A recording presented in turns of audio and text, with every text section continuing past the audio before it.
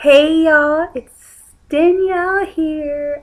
You're getting a lot of videos from me today because I feel that I look fabulous, so I'm making my videos. This is a video I've planned on doing for a while now. It's a video response to Laura Eve. I haven't watched much of her videos, but I did see this one. And she's basically, answering some basic questions about LapBand. So I'm going to answer some of the questions that she had on there. Hopefully it is pretty good. Sorry, I am drinking a shake in water, so you gotta do what you gotta do to make sure you get that fluid in.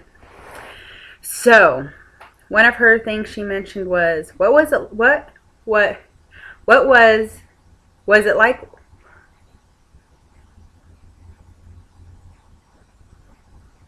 Was it what you thought it was going to be like? Whoa, I could not even read my own writing. Pre-op versus post-op, it is nothing like I thought it would be. I take that back. It is a little bit like what I thought it would be like, but it's not 100%. I thought it was going to be the magic pill, the magic fix. Realistically, I knew it wasn't going to do that. I felt... because I did a 9-month pre-op diet where I ate what I was supposed to be eating, pretty much like a post-op weight loss surgery patient. However, I still could sneak in a cookie. I could still sneak in cake. I could eat whatever I want and not get sick, not get stuck, not slime, not PB, anything like that. Because I didn't have restriction at all, because it was just me. It was me and the help of my weight loss, my appetite suppressant pills. And even then, you can ignore that. So that's what it was. It was all me before. Whereas now I have my LapBand. I need to listen to my body more. It's not all of a sudden this, boom, hey, you're done, done, quit shoveling food in your face feeling for me. It's not. Thankfully, I'm not throwing up like I thought I would be doing it all the time. I'm not... I don't know, it's hard for me to wrap my head around it sometimes. I still think, why do I have to take all these vitamins and all these pills when pre-op all my labs were perfect? I had no I had vitamin D deficiency, but most people in the US are like that. It's just the way it is, especially up here in the Pacific Northwest area. We don't get a lot of sun as opposed to when I did in Texas. So people in the South are less vitamin D deficient than people up north, where I am now. So whatever. Little side note there for you guys. If you live in the U.S., especially in the North, you're probably vitamin D deficient, but it's okay because everybody is. And whatever, it doesn't hurt for anybody to be on a regular vitamin D pill. So vitamin D is one of the things I started taking pre-op. And I did notice a difference in my mood and my stamina and my energy, because those are things that are affected by vitamin D deficiency. So that one, I understand taking my vitamin D. I still take my vitamin D. I still take, it's a higher dose than you could get over the counter, but it's not high in the bariatric world. I was taking a multi before just because I felt like I should, so I still do that. However, what gets me now is my B vitamins. I'm like, why do I need to take that? And actually, I wasn't really good about all my pills beforehand except for my vitamin D. And so now I'm like, I set timers and I set alarms to take my pills. And I'm still like, why do I have to keep doing this? And then I got to tell myself, it's because you can't take in the quantity of food you were doing before to make sure your vitamin levels are sufficient. I can't. Physically, I cannot do it. Mentally, I still think I can, but I got to remind myself. That is one thing I have to keep reminding myself. Oops.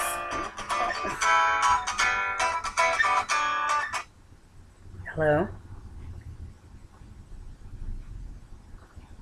Hello? Sorry guys, butt dial, and it was a Texas number, so I always answer those because I never know who it could be. Wasn't for me. So that is one thing I have to wrap my mind around, what it was like pre-op versus post-op. It's not the magic pill, it's not the magic fix I thought it would be, and it's definitely not any easier now than it was pre-op, except now I have reassurance that what I'm doing is going to work. Whereas before it was, I hope this works. I hope this works. Whereas now I know I am guaranteed if I follow those rules and I do what I need to do, the weight will come off. And for me, my big test with this lap band is going to be maintaining. I've always been able to lose weight. This girl here can't maintain it. The last thing I did, Weight Watchers, I lost 40, gained 80. So maintaining will be my real test for my lap band, and it will be my real test for me. So we'll keep you updated on that when that happens. My feelings of feeling full. I learned and it also goes to my soft stop. I learned my soft stop whenever I was in Weight Watchers. They did a little week segment on paying attention to your body and listening to your signals. My signal for me when my soft stop is like my body just sighs in relief, in happiness, in satiety, saying, you know, you should stop eating. I'm happy. I'm satisfied. This is all my body needs. Excuse me. For me, it's I need to pay attention to it. I'm not the best at it. So that is my soft stop. Is like I sigh, like it's saying I'm done. Feeling full is different than my soft stop. My feeling full is after I get that, if I notice it, it's probably 3 bites after that. It's not pressure, it's not pain, it's not tightness, but it's full. It's a comfortable full. It's not Thanksgiving, I should have worn sweatpants instead of jeans full. It's stop. You're comfortable. This is enough. You're good. That is how it feels to me. It's not a pain. I just feel, it's almost like a heaviness in my little pouch, or thumbelina. Like a heaviness. It's not a painful, but it's just saying, put the fork down. You're good. Don't pick the fork back up. You're good. Every now and then, she mentioned, okay, so going from that to textures of food. I do notice my soft stop and my feeling fullness comes faster on different textures of food. I can eat a little bit more of my bean dip that I make than I could, let's say, a pork chop. Pork chop, that is one of my really troublesome meats. Pork chops. I can eat bacon just fine. I have to make sure it's cooked really moist. I have to make sure it stays moist. I can't have it on the grill too long or it gets tough. I'll still eat it the first time around when it's tough. I just dip it in a lot of sauce. But the texture of dried pork, I haven't really had a dried steak or a dried chicken breast yet or a dried beef. But dried pork is a texture for me that it has to proceed with caution. Leftover pork is one of my biggest struggles. I usually don't heat my leftovers up to where they're hot. I heat them to take off the edge off the cold. Pork chop, it doesn't matter if I've heated it to take off the cold or heated it all the way. It is one of those, the second time around, it's not that great. That usually leads me to getting sliming. That's one of the things she talked about too, is sliming. Real quick, I'm not going to talk about sliming, but let's talk about textures. The bean dip, good. That, no. Shrimp, I've heard mixed reviews on if it's a soft protein or a hard protein or firm protein.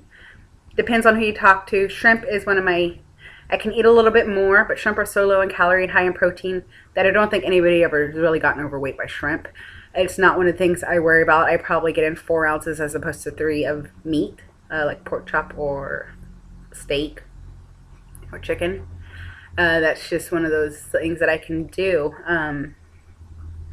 Going along with texture, something that has changed for me post-op is I like spicy food. I don't like go out and search for spicy foods. However, I can handle spice better. Like Frank's Red Hot, I never would have touched that beforehand. And now I literally put that shit on everything. I have taken my big bottle to work because I like it so much. I love Frank's Red Hot. I crave sausage every now and then, and sausage was not something I liked before.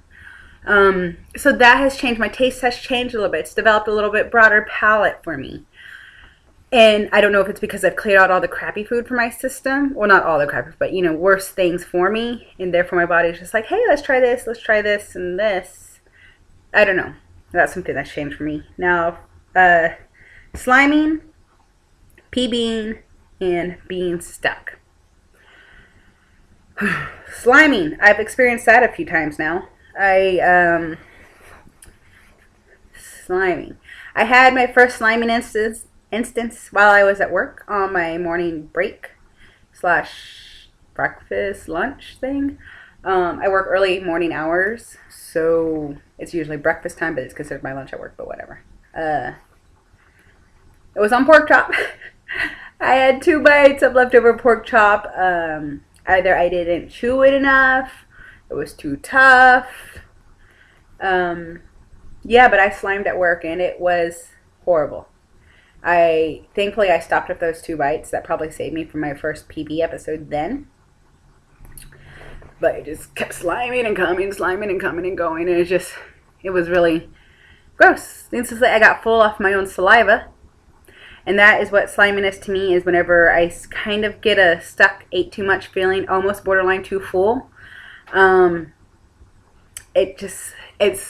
visualize my body making all this extra saliva to help lubricate my pouch, to help stuff slide through my band. So that is what sliminess to me. I have developed frothing. I don't know if that's a real thing or not, but if I'm not sliming, if the food's just too much there, I froth a little and I just get a little gurgle. It's not really a gurgle, but like, it just looks like froth and it feels like froth in my throat and it's all bubbly and like bubble spit. I get that every now and then if I chew too fast and don't take too big of a bite. PBing. I kind of did this video later because I wanted to have my first PB. I had that about a couple weeks ago and it wasn't as bad as I thought it was, but it's not something I want to ever do again.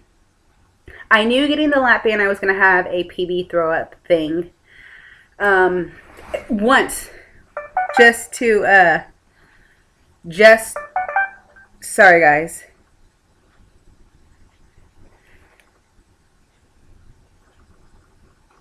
I knew I was going to have one just to have one, so I knew what it was like, so I would never do it again.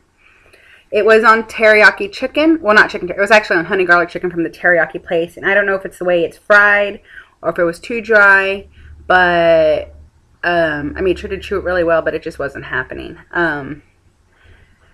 Yeah, so that was full of a bunch of slime. And I went to the bathroom. And I went, ugh. And it wasn't a throw up. It wasn't a retching of my stomach. I just, bleh. And it was mostly just slime that came out with a few bits of papaya enzymes because I tried that first. My honey garlic chicken and a little bit of rice because I did have some rice. That's what it was. It tasted exactly the same thing as it was coming down. So first I tasted my papaya enzymes and then I tasted the rice and then I tasted the chicken. That's how it went for me, guys. It is not something I ever want to experience again, though. I have yet to actually throw up with the LapBand in me yet. And I don't want to, just for the medical risk of that happening, slipping your band. It's not something I want to experience. I highly doubt that would happen. As of now, my clinic has a 0% slippage rate for the patients he has applied the LapBand. They do get outside patients, and those are the ones who have slippage. But his patients that he has placed the LapBand on have yet to have slippage. My surgeon is an excellent surgeon, guys. He's the director for the board of bariatric surgeons in Washington State. If you really want to know who it is, Google that. You will find my surgeon. He is an amazing doctor. So yeah, I'm very confident in my band. He's had people who've had pregnancies with the band, no slippage.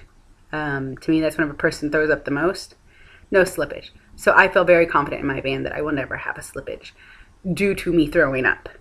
I don't know. We'll see what happens. I don't know what the future holds. Who's to say I'm not going to work around my band? I don't know. So that was also me getting stuck. I was stuck for about 10 minutes before I PB'd. I walked around the house. That was the worst part of PBing, is being stuck beforehand. I walked around the house. It hurt to breathe. I had this tightness in my chest that went around here and it shot through my back here, just like doing a big breath like that hurt. Shallow breathing hurt. So I was like breathing, but trying not to move my chest because it hurt so much. That was the most painful part, is being stuck, because I could feel the tightness of my esophagus sphincter going to close on my pouch, and my pouch being so full at the top of the band that is pushing on that. At the same time, my internal workings here, my sphincter can't close. So in my opinion, it was like this, and it kept trying to close, but there's food. So it was like, that's what it felt like to me. Like it was fighting the food. And that was the most painful part for me. So it's not something I want to experience again. So I believe I touched every base that I had written down from her notes. So yes, I did. Sorry it took me so long, Laura Eve, to write back and do this for you guys, but I wanted to experience everything before I did it.